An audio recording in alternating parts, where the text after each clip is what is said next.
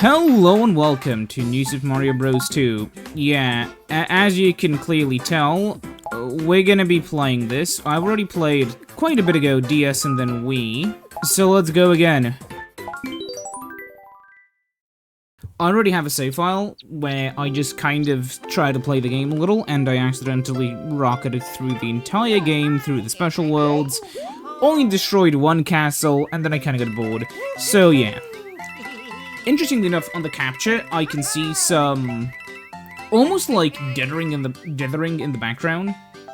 But I mean, we know how the story goes. I guess I also did play Wonder. But yeah, the bad guys are here. And they have Peach. So we have to go after them.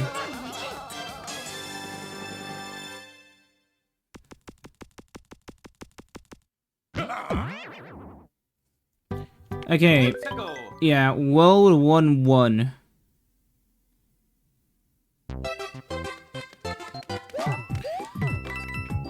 So some people kinda hate this game. I have to say, I really don't. I don't know why, maybe it's the level design. I'm not gonna speak on this with some kind of authority, because I could be very wrong on this. But a lot of the time, these kinds of simpler... Because this is a relatively simple game, very often, the way new employees get onboarded, you know, the B team, let's call them, at a company, because companies like Nintendo work on employee retention. That is the system they work on, where basically they try to maximize their, you know, how long people stay there. Now, I don't know what I just want to say really quickly, I don't know what I will do for the, like, star coins and stuff. I'm considering making some custom view, with, like, some simple chroma filter. Maybe you'll just have to guess. We'll see. I'm not also gonna try to get every star coin, but, I mean, if people want it, sure, but it's not, you know, the main goal.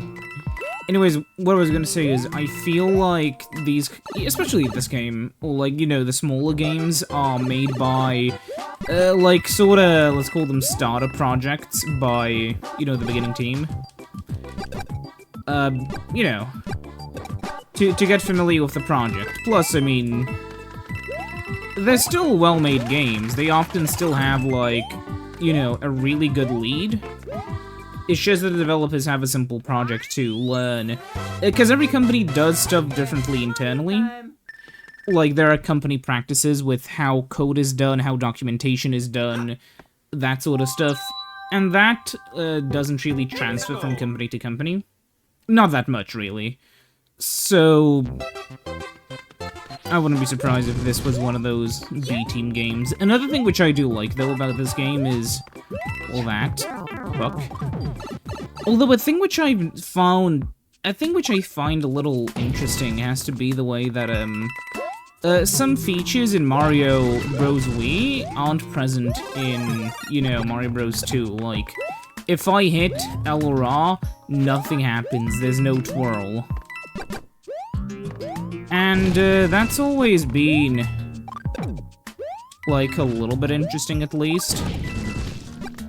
And, I guess, I mean, is this whole company thing where companies are gonna sometimes do weird stuff? I assume the reason why it's like that is that, you know, this is a sequel to...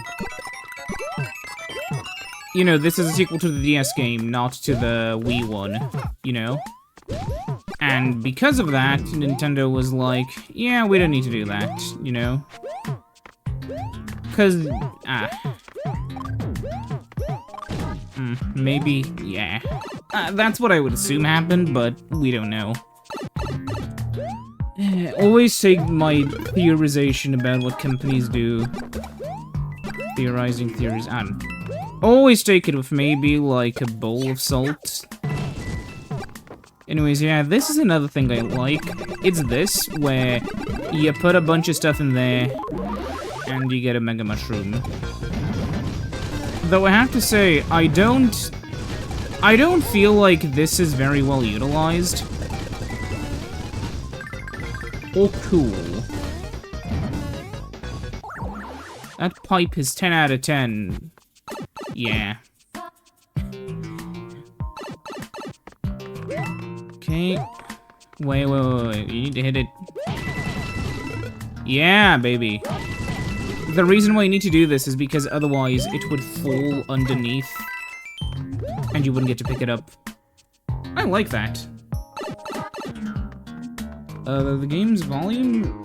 I'm worried. That'll be fine. I'm a little worried that the game's... Oh, we kind of screwed ourselves, didn't... Oh, did we? Hold on. Hold on a moment. Huh.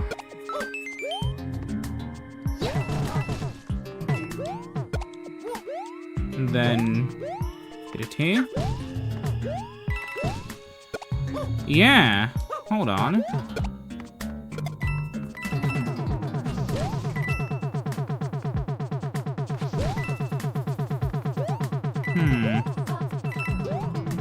We may have missed the final star coin, but whatever.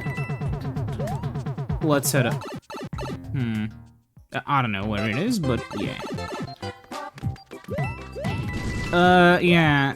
I feel like Mario 2, New Super Mario 2, right? It uses the POW blocks and snake blocks way more than the other Mario games. Yeah. Another thing has to also be that Mario games have a very... Well, it's a platformer thing, right? Their difficulty is kind of very much so dependent on how the levels are, you know, and how quickly you go through levels. If you do platform, you know, if you wanna just run around very slowly as small Mario, sure. You wanna have fun, you better be big. So yeah. But what I've kind of noticed in terms of, like, I don't know how, because this game, it has a pretty interconnected world, and I'm gonna be honest, I'm not too sure how I want to go about doing it. Like, a part of me just wants to, like, speed through everything kind of like a maniac, you know? And then do the other worlds, but a part of me wants to do them in order. And I'm not gonna be leaving it up to a vote. I'll probably just be doing it in order. That's weird. Okay, so we have the first two. Okay. Well, there's the third one. Hey, we got all three this time. Oi. There we are.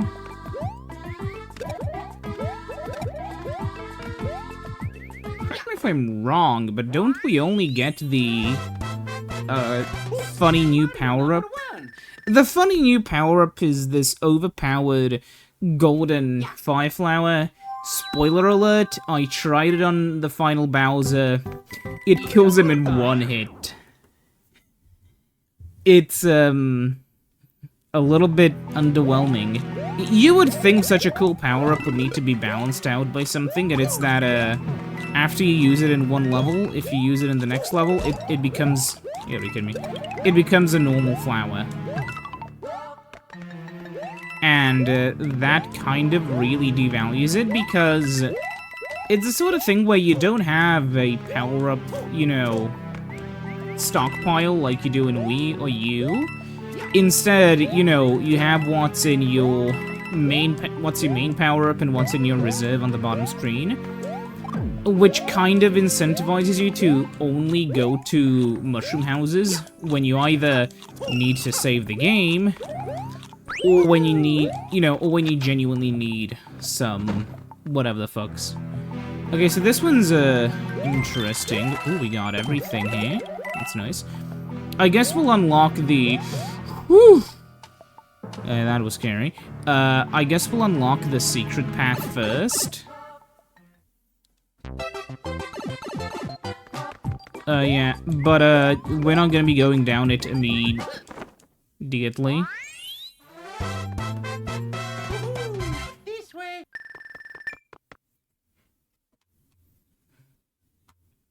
We're gonna be getting back into the castle, don't worry.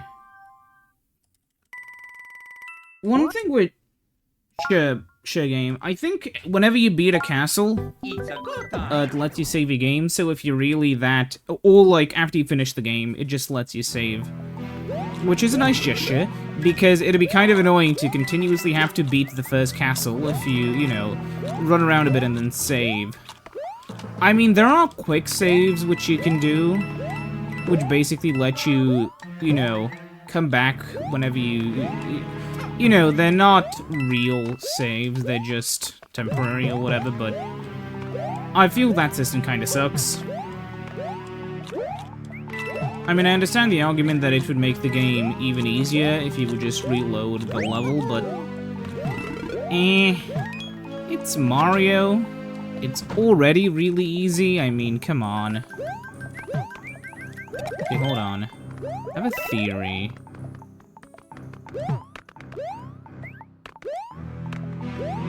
Fuck. Oi. Oh, I almost did it. Come on. No. Is there anything up here? There is! But can I enter the pipe? No. Whatever, okay. We lose a power-up because I was curious, but we gain nothing. I remember I said this in one of the 1000-Year Duel videos. Oh, I hope there wasn't a star coin up there. I jokingly stated that, I'll do sticker star if we hit, like, a stupid sub-goal. And, honestly, I very well still may. I don't know when. But, the joke was we would never, ever reach the, you know, goal in question, because, you know, why would you? Wait a minute. Blue. That blue pipe leads to somewhere. If that's a third star coin, I'm gonna be a little bit pissed off. Well, I'm a little bit pissed off. Whatever.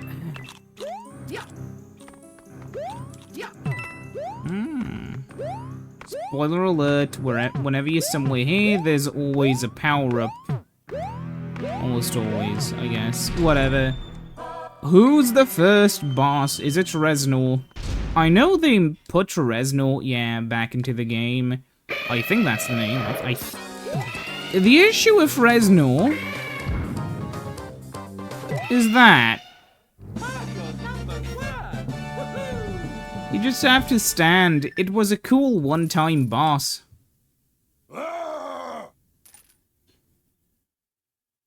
Anyways, before we were so rudely interrupted, it was a cool one-time boss in World, but man, my #1 complaint is just that the bosses are basically the same in the towers. Okay, anyways, next up, we have World 1-4. Okay, come on. Yeah. Yeah. There we go. Oh yeah, you're kidding me. Okay. Well, World 1 is basically just the, you know, the simple tutorial world. But what you can do here is do this. And what this teaches you is, something. Jesus, look at how much money we have. The funny thing here is that the lives are still only 100 coins, and that's another thing some people have complained about, but I am kinda neutral on, because I feel lives as a mechanic are only really there so you can have a bunch of them. Like, when do you genuinely... Fuck. Like, when do you genuinely, you know, run out of lives in a Mario game?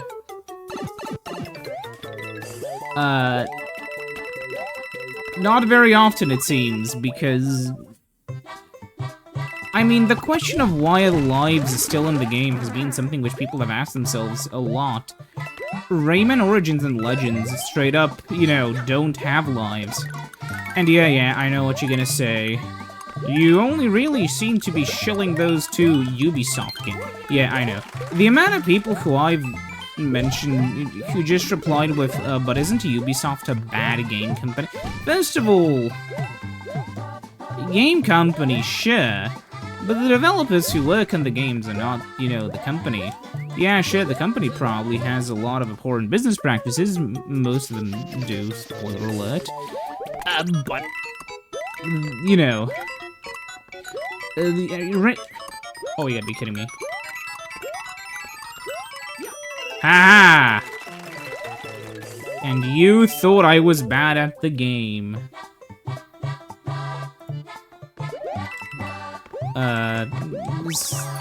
Says that after I nearly die. Yeah, whatever. Well, isn't that cool? Look at how much money we have. Plunk. And we got a 1-up. Mario number 1. Anyways, we have not one but 2 levels that we can choose between. Ah yes, the wonders of the DS and 3DS Mario games. That's why I like them more than Wii, honestly. I like the split paths, but let's go down World 1-5 first. Seemingly a water level. And you step here, and then more money. Some people don't understand why you should collect money in Mario games, because it doesn't matter, there's no overall goal, except... Well, in this game, it's, you know, on the bottom of your screen, it counts them up all the time. It's just because it's satisfying to see the number go up. You know what I mean? I have to say though, some people really hate water levels in Mario games, and, I have to sort of half agree. The main issue with Mario water levels is that they're just kinda slow, you know? Yeah, The thing is, anyone who watches these videos is probably not gonna be that, you know, interested in, so nobody's gonna call me out on it, so I could probably say, like, hey, La Mulana at, you know, 100,000 subs, and nobody would be there to call me out on it. I may have already said that once, I don't even remember. Because I sometimes just say that stuff knowing it's never gonna come back to bite me. And it's one of those comic things where, oh yeah, I'll do something that I don't want to do, but in order to do it, all that needs to happen is something that'll be way better than, you know, for 100,000 actually engaged and caring subs. Fuck yeah, I'd play La Mulana. Though, probably with a guide. Because if I played it without a guide, that'd be... Well, it's an intelligence thing, sure.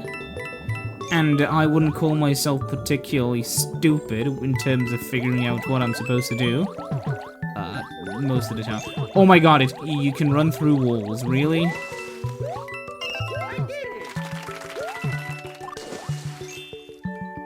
Yeah, hey guys, I'm being chased by a fish. You're not helping the situation, sir. Please forget about where I... Oh.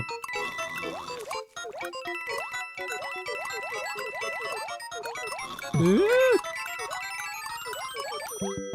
I'm running. I don't like the big fish. Yay. Mario time.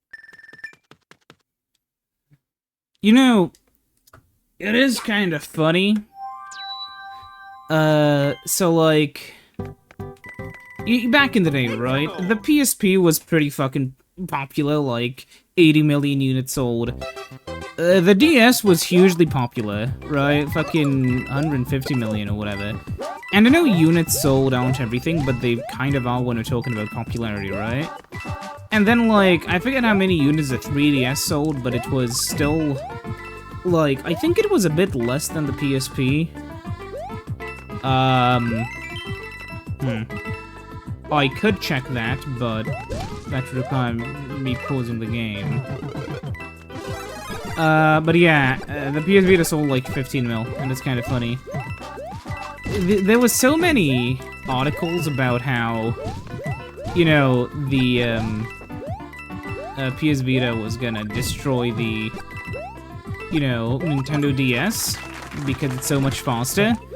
Like, we didn't have, you know, this exact same predicament with the Wii and, you know, DS just a little earlier. And, like, before that, like, the Game, you know, the Game Boy and Game, you know, Sega Game Gear or whatever.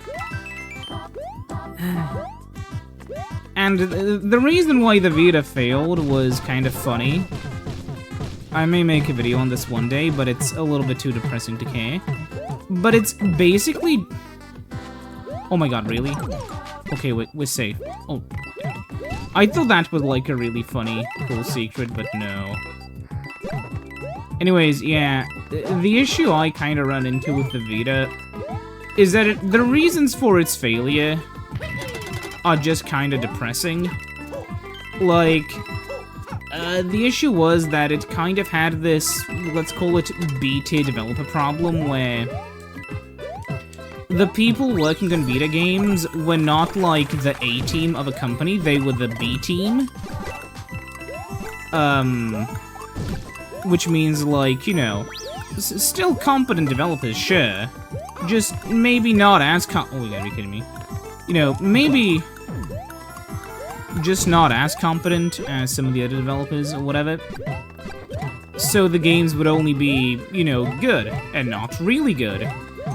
Unlike, you know, on the Nintendo system where it kind of felt like, you know, the handheld was as important as Nintendo's other offerings, which were, no offense, but quite a bit shit. Like, I mean, I know people... I made a video on the Wii U. It was... disastrous? Yeah, that's a good game to put it. Yeah. It was just... not well made. People like to talk about, oh yeah, well, the Wii U, if only... No. The Wii support and the gamepad basically killed the console before it was even born. And if you're wondering... you know... oh, you gotta be kidding me. Oh, you gotta be kidding me. If you're wondering, like, Jesse, what are you talking about, Jesse? It's entirely because of the, well, to institute backwards compatibility, instead of just emulating the Wii, which would have been kind of difficult, they basically had 3 Wii processors and a trench code inside of the system. And those are the same 750 CXs that were... CXEs, sorry, that were in the GameCube, so... overclocked ancient hardware, yay. And to make it worse, you know, we also had the Wii GPU inside of the Wii U GPU, and, you know, a third GPU, which was meant entirely for backwards compatibility with the fucking... you know, sorry, that was the third GPU. That was for backwards compatibility with the fucking Wii, right? The second GPU was used for fucking the gamepad video, and that sucked. Why did it suck? Why do you think? Basically the gamepad itself cost like $100 to make.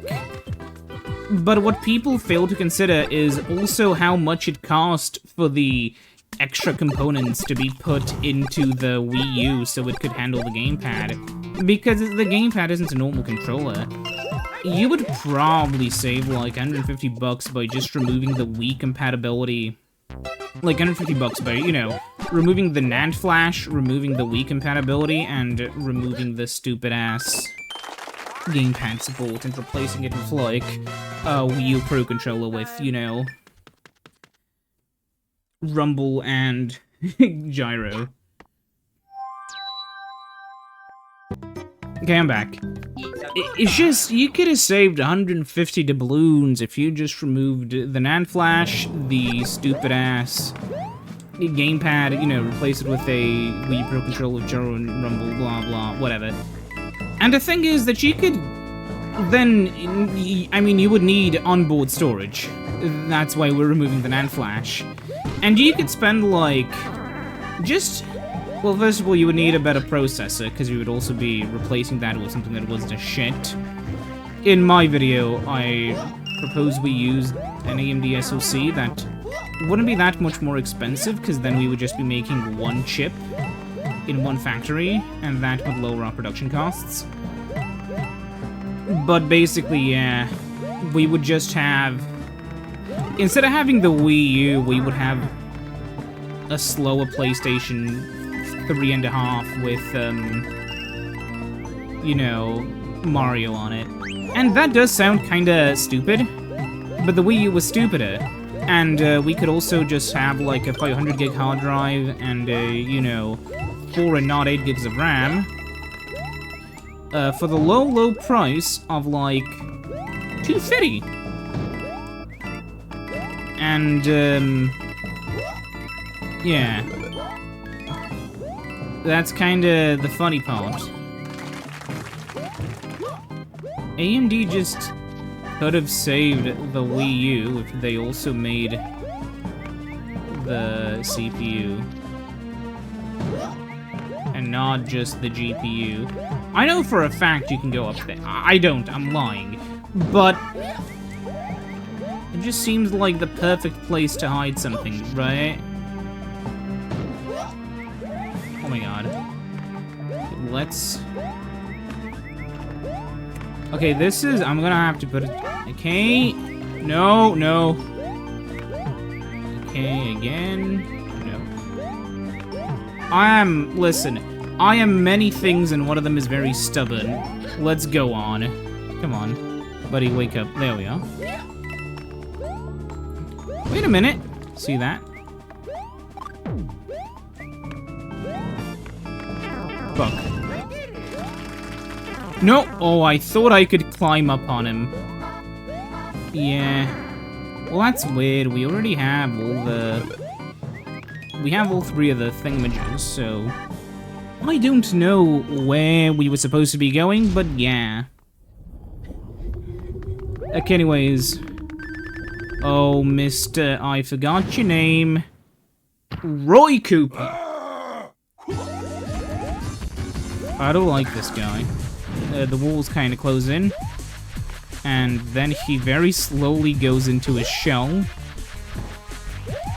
And once that fails, he will try to charge at you again. Fuck. Can you believe I got hit there like an idiot?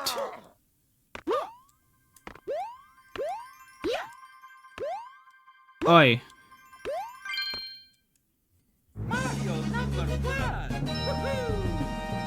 Imagine if you could long jump in this game. That'd be funny. Oh, wait a minute, it's Iggy. Come back, Iggy, I need to break your back in half. Oh. Yeah, I always saw Iggy as the, forest sort of jungle level guy. Not as the, you know, that guy. But before we go there, because I know you'll be dying to know what happens when we use the cannon, we're gonna be using the cannon. Also, oh, the lost fucking cannon is gonna drive me insane with difficulty, but... So, you wanna just put your finger on the A or B button.